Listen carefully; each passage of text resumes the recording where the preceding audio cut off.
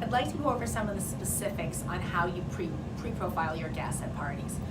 If you want to make sure that you have an awesome party that holds, like the most important thing that you can do after you book it is to pre-profile the guests. So that means that you say to your hostess, okay, I'm going to go ahead and I just need to send a quick text to your guests and find out what their skin type is like so that I pack the right things, and also I need to find out if anyone has any allergies so that I make sure that I bring products that are safe for everybody. So I just need the list of their numbers. I'm not going to be like calling them all day. I'm just going to send them a text message, and most people are pretty good about getting back to me.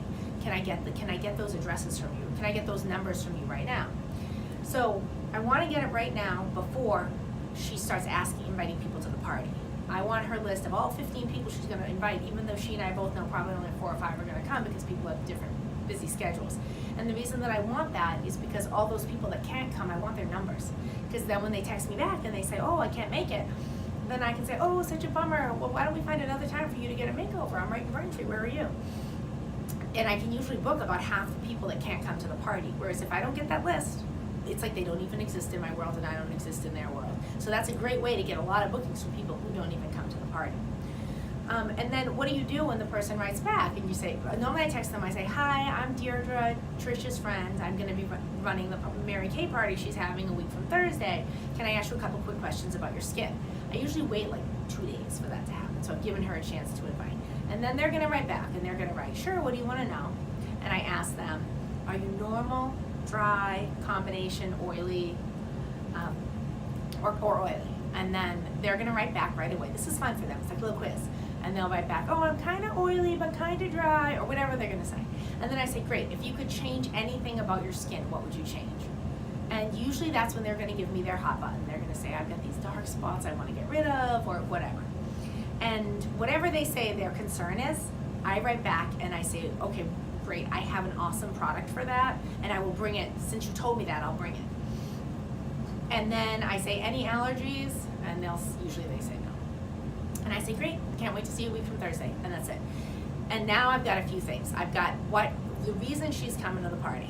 So let's say that day she has a tough day at work, or she's tired, or she has cramps, or whatever the situation is, and she doesn't feel like going out. She's going to remember that I have something for her dark spots, and she's more likely to come. So it gives you a little bit of a bonding between you and her. And then sometimes people write back and they'll say, oh, I actually can't go, my son has hockey, or whatever reason they can't go. And in that case, I write back and say, oh, that hockey's so crazy, so many days, no worries at all. Well, why don't we do this? Why don't we find a time where when your son doesn't have hockey, where at least you and I can get together for your makeover? And I'm right in Braintree, where do you live?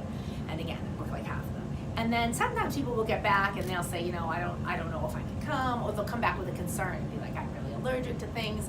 And I have a chance at that point to kind of answer some of their concerns, and maybe have someone that was going to skip it be more excited about coming.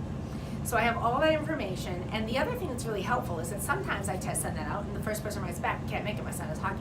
The next person writes back, can't make it, that's the night of my daughter's confirmation, or my mother's blah, blah, blah. Okay, the next person writes back, yeah, I can't make it because of this and this. And I know that I've texted 15 people, and at this point 13 have written me back that they're not coming.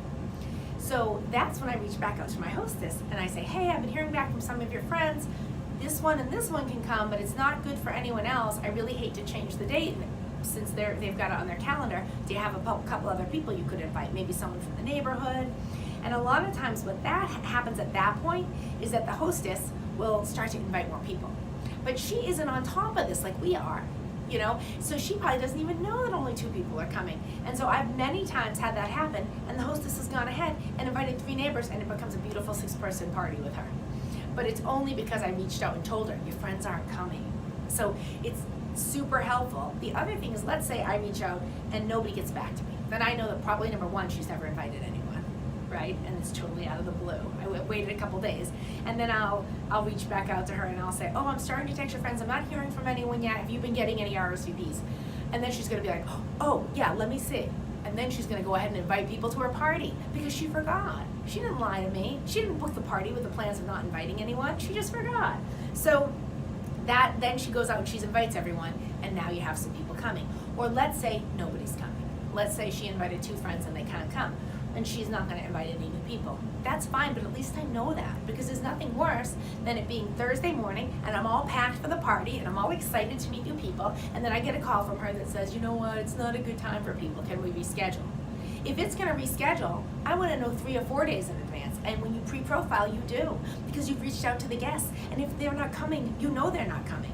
And you can make other plans. Or you can just know that the odds of you working are slim to none, and it's a lot less emotional than when you're all packed and she says, you know what, I'm kind of not feeling well, which means I didn't invite anyone, you know, and then you're like, my party canceled.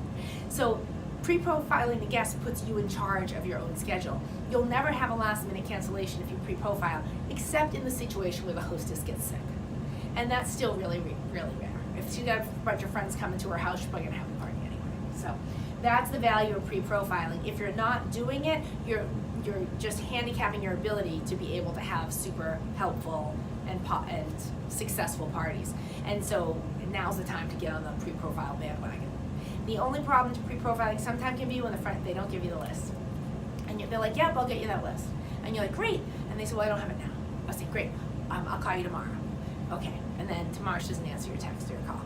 Why? Is she trying to hold back the numbers for privacy? Not usually. Sometimes they'll say that, but usually they're like, it's kind of a hassle. I'll just invite them. I'll do a Facebook event, which is the single worst way to have a Mary Kay party, because nobody even looks at their Facebook events anymore.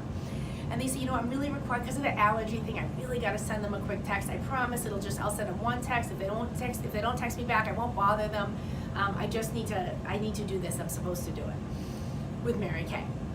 So you can say, I can come by and get it. You want to just start forwarding me contacts, just sharing contacts with me. That works fine too. How can I make this convenient for you? And you just kind of have to be all over her to get the guest list. But here's the thing, if she will not get you the guest list after like 3 days, then is she really going to work hard to have a great party? It really does not take that long to get you the numbers. And you're telling her, I have to do it, it's super important. She's clearly not excited about making this a great party, which again is fine. I'm not saying cancel it on her and be like, forget it, you didn't give me the list, so it's canceled. Don't be a jerk, but here's the thing, it's going to cancel, or it's going to be 1 or 2 people if you don't do it. If she refused to get you the list, it's not going to work out. So at least know that going into it. It'll probably be an early night, and you'll get what you get, and as opposed to going in and thinking, oh, I'm sure she's going to fill the neighborhood, they're all going to buy lots of stuff, because probably that's not going to happen. So you don't want to be pushy, but you want to be professionally persistent. I'm supposed to send those emails. I have to find out if people have allergies. It'll be so quick and easy. I can swing by. You can forward me contacts. I really got to get that list. And just do what you have to do to get the list, and you'll have much better parties. And she'll get a lot more hostess credit, so it's better for her too.